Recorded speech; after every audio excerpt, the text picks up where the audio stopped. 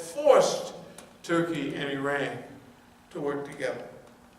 So basically, we would say that we believe what Iran needs is a national vision.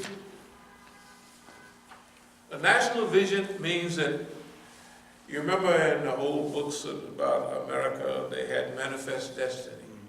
That was the picture of America being a two-ocean power, and that the Anglo-Saxons, white people who were to cover this hemisphere, not white people, Anglos, right? It was clear. That was Manifest Destiny. Now, before it became solidified, they already had the vision. That's where, as soon as anything popped up, the Louisiana Purchase, they bought it. Shoot, the Louisiana Purchase bought them from Louisiana, shot them all the way up to the Canadian border and over to Oregon and Washington. $3 million. That was a lot of money in those days, but that was big time. Okay, soon as Mexico sneezed, what do? The Texans chopped it off. The Alamo, by 1845, Texas is a republic and it's a state. First it was a republic of Texas, but it's a state, white folks. And a few years later, they discovered gold in California, and by 1850, California is a state. And they've taken Arizona, it comes a state in 1912, last continental state to become. Then they stole Arizona, New Mexico, Colorado, Nevada, man, they stole everything. Why? They had a vision. Manifest destiny. It is our destiny, right? Now, we as Muslims believe in the qadr of Allah. We believe in destiny too, but not, here's what we're doing now. We're saying to Iran, choose your destiny. Define who you are, where you want to go, and what you want to look like in 5 years, in 10 years, in 20 years. Now be specific. Everything is headed in a direction. The only thing that could mess up the direction that Iran is going in is the Iranians themselves. Everybody, Saudi Arabia is handing Iran everything that it wants without firing a shot. It's theater of the absurd. Saudi Arabia has gone stark raving mad. Now, we've been saying this all along. We've been saying for I don't know how long that this is what's happening. And it's unavoidable. Even things like Bahrain. Bahrain, it seems like if it's 80% Shias, it has to go in the Shia direction. They can only put up with that stuff so much. Eventually, even the eastern provinces of Saudi Arabia, look, that man Salman Jr. is effing up so bad. Hey man, first of all, if you want to be a reformer, you stabilize your country and then you do one project at a time. Okay, we want women to have some rights to drive. Okay, so we'll do that for a few months, few years. The ulama is acting a little funny. So after that project, we want to just hold on with the ulama, get them on our side a little bit, tighten them up, loosen them, whatever, right? And the family, the royal family, other princes that are almost co-equal, right? This idiot, instead of patting him on the back, yeah, I'm making this move, but we're gonna have, everybody gonna get their same piece and we're gonna roll along. No, you don't do that. He locks them all in the golden jail down there, right? At the Royal, whatever they call that hotel. He shakes everybody down. How much money did you steal? I think you're worth this. I want 500 million from you. This is relative. The other relative, hey, you look pretty fat around the gills. Me and the boys want, it's a shakedown. We want 800 million from you. We know how well you've been doing. Because we got to spend all that money on this war, right? He don't take it piece by piece. He's got a war going on for 2 years and 2.5 years and losing, messing up, right? When you got a guy like that, you let him go because he's going to fix everything for you. He hates Iran, but he's handing everything to Iran. They create Daesh, they create this, they create that, right? And everybody knows it. And you do not come in and one night shake the whole country upside down and turn them all against you and say, I'm the upcoming king and y'all, the rest of y'all gonna have to get in line. And you're gonna have to fork over so much money and on and on and on, and they have a little power too. What have you done? You unified everybody else against who? You. This boy is crazy. Kidnap the Prime Minister of Lebanon, hold him there for 17 days. Have him give a speech, I quit. He's telling the people, I quit the leadership of Lebanon. Of course, he has a lot of business with Saudi Arabia. And people say, how you gonna take our Prime Minister? Take him to your house and keep him under house arrest. Do you see how idiotic that is? And they do it in front of everybody. Then after a couple of weeks, the guy said, well, I want to go home. The people want me to go home. Then he go back home and say, hey man, I was just joking. Right? And it's on the news, like, it's okay. See, when you start going down, when you go crazy, this the whole thing with the emperor had no clothes. Everybody know he's naked but him. He's sitting up there with his belly hanging all over, flopped all over, smelling like a billy goat. And he think he dressed out and fine. This is, the emperor have no clothes is people like Bill Clinton when he's feeling on Monica or Lewinsky. He's a president of the United States. All cameras, all eyes is on him. And he think he can sneak off in front of everybody. It was another clown. I don't want to get on that subject. What's the old preacher down in Louisiana? Oh, the TV preacher, the big preacher, white man. Jimmy Swaggart. Jimmy Swaggart. Jimmy Swaggart. He had got busted years ago. First of all, I believe, I don't know if you saw in 83 or 84 that talk between Ahmadinejad and him. Mm-hmm. And he said, see, you Muslims can get 4 wives. We only have 1. So we have to make the right choice the first time. It wasn't about 2 months later he was busted. Remember that son? I believe that was the punishment of Allah. Come down on that joker. That wasn't nothing though. A couple of months later after that, he done cried for forgiveness and they done forgave him. Then he gets caught, a Puerto Rican girl, who's a prostitute.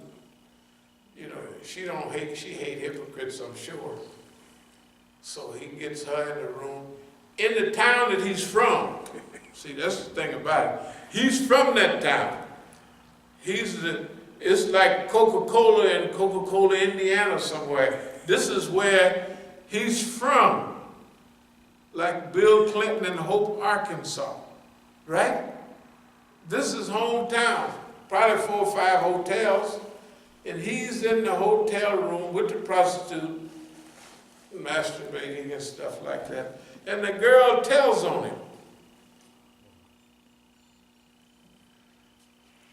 Emperor have no clothes means when you go crazy with power and stuff like that, it'll do that to you. You know, the Quran says Reba will do the same thing. It'll run you crazy. The king of Saudi Arabia, the prince, poor king can't hardly walk, can't hardly talk, drooling in his mouth. They had to wipe snot out his mouth. Anyway, with all of this going on, Iran is gaining power and prestige. And everything that Donald Trump do, I was at the Unity program, was it a week ago?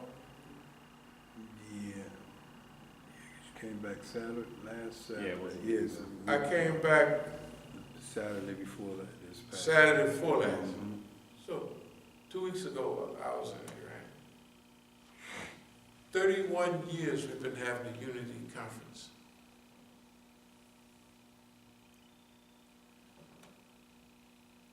Dawn breaks in, declares Jerusalem. You know, the headquarters of the U.S. Embassy gonna move there to Jerusalem, and he produced more. Have you watched TV in Indonesia and all over the world? That clown produced more unity in one day than we have in 31 years. That means things is going our direction. We don't have to do nothing but be good. That's what I'm going to get to now. Moral imagination. Moral imagination is the Martin Luther King-ish type stuff. That moral imagination is imagining the beautiful society or the world that we want to live in based on morals and ethics. And this is the message that I'm putting forward to the members of the Islamic Republic of Iran, is that this is the thing to do now.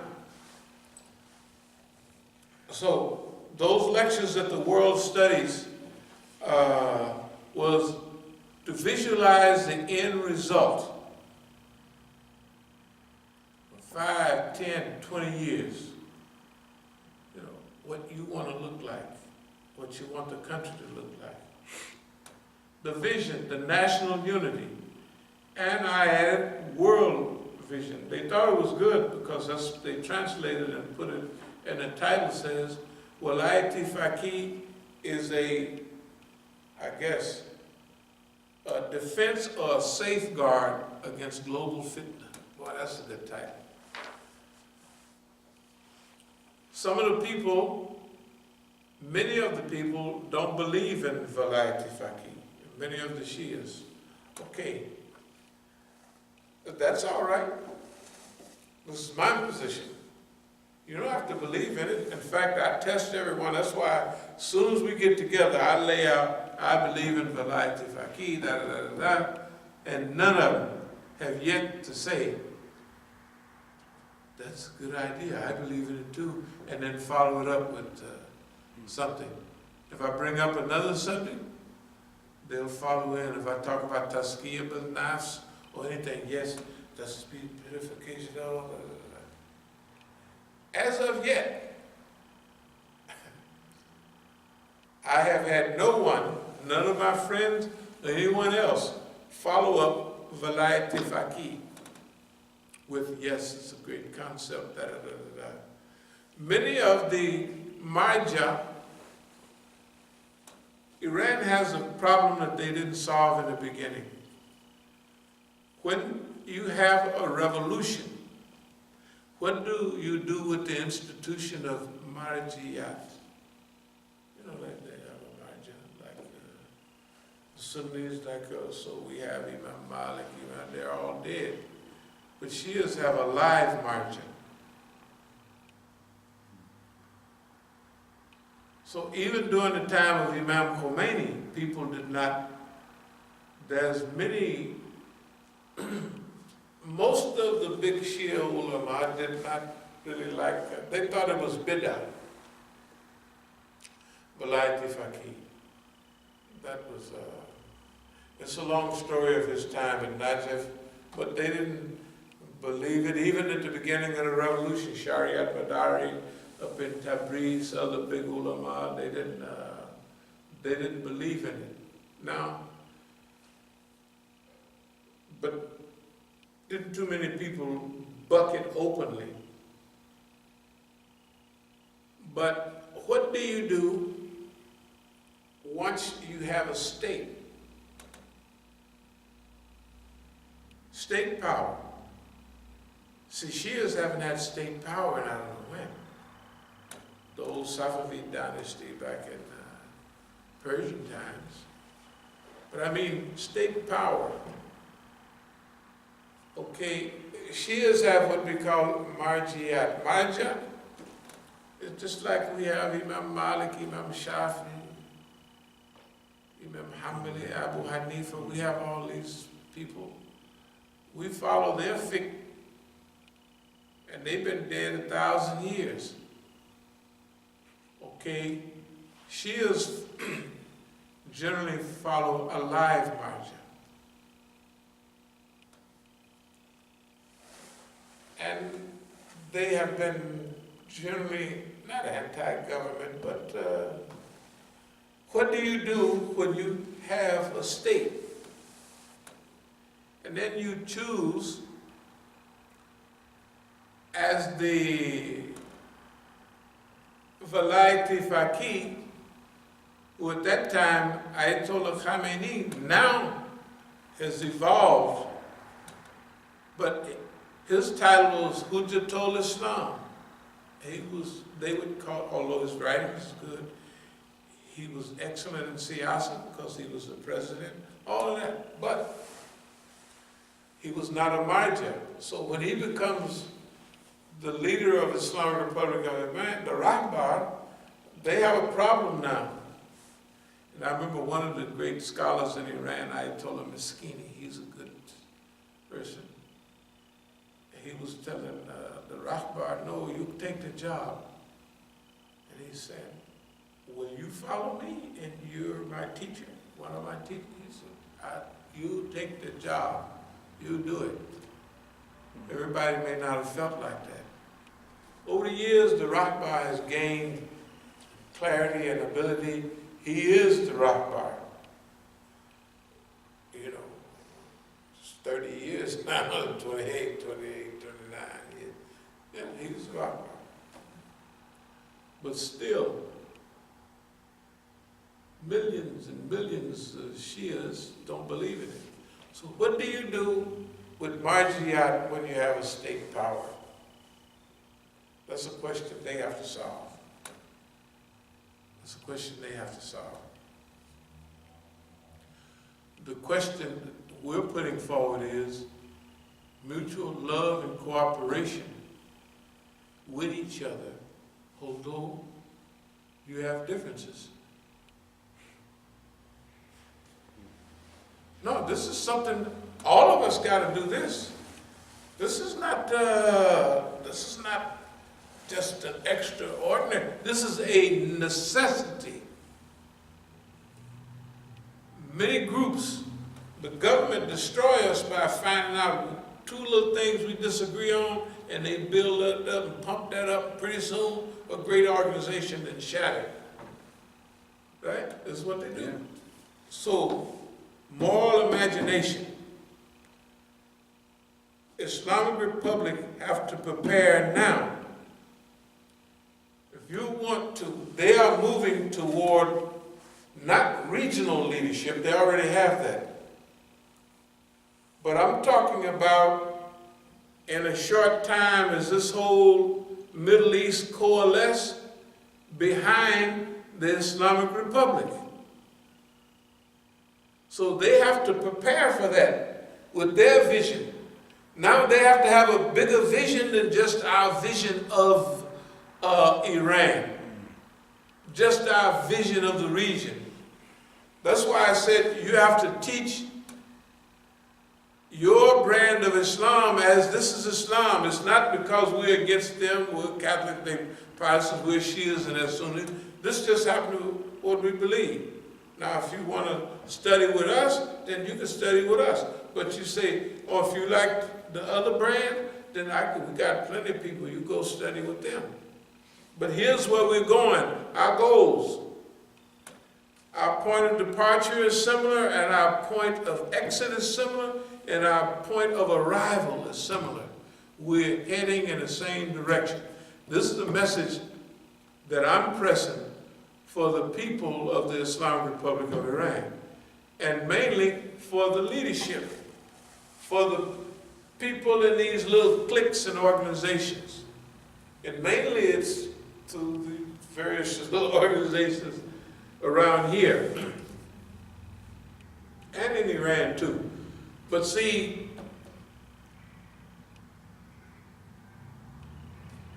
we're not being arrogant, but America is where we are.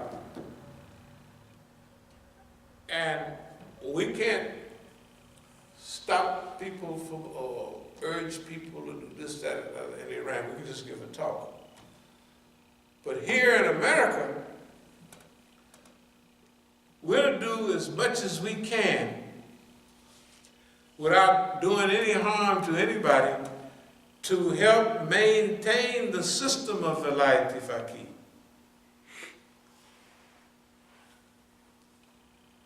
To perpetuate unity and harmony